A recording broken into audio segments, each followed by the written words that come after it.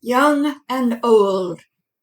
There lived a woman who was very, very old, yet her eyes were bold and her voice was strong. You get sure of yourself when you live that long. She lived in a hut, a poor little hut on the side of a hill. But that poor little hut kept out the cold, kept out the rain, and, truth be told, slowed the wind down to a stop. Up on the roof at the very top, a red-winged blackbird liked to hop and sing his trill when the sun came up. Inside, the old one raised her cup and sang to the dawn as well. Down in the valley below that hill, the river ran past the flour mill. The miller and his wife had one young child. The child had eyes that were dark and wild. He yearned to explore the whole wild world, beyond the rocks where the river curled, and plunged into the earth and out of sight. Child dreamed of that river most every night.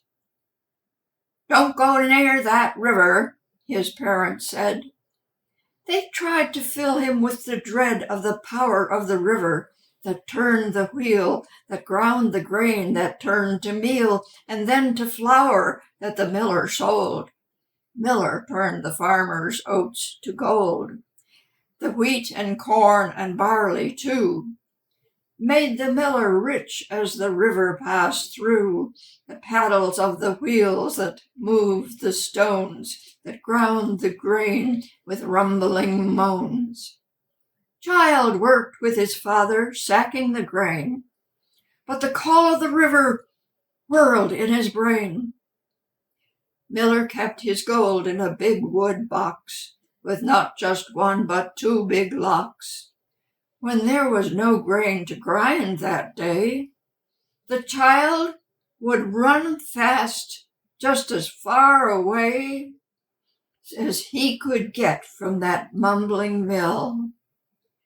He climbed the side of the east-facing hill, following the call of a blackbird's trill, climbing higher and higher until he bumped into a stump that looked like a chair.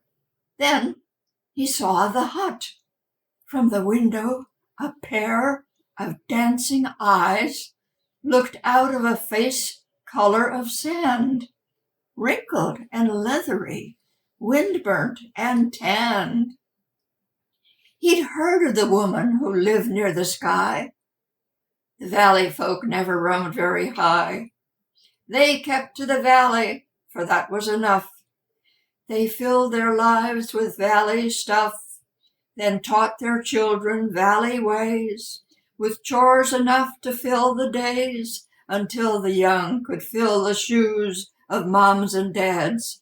Then they could choose whom to marry and to start again, raising babies 1 to 10, teaching rules of valley ways, the proper tools for keeping everything the same. Thinking different, bringing shame upon that thinker who dared to question or to make a new suggestion. The miller's child could not comply. He was forever asking why. Now the woman from the sky saw the questioner before her. Soon, with words he would implore her to tell him where the river flowed. This was not a valley toad, stuck in the mud in the puddle of his birth. This was a child born to circle the earth.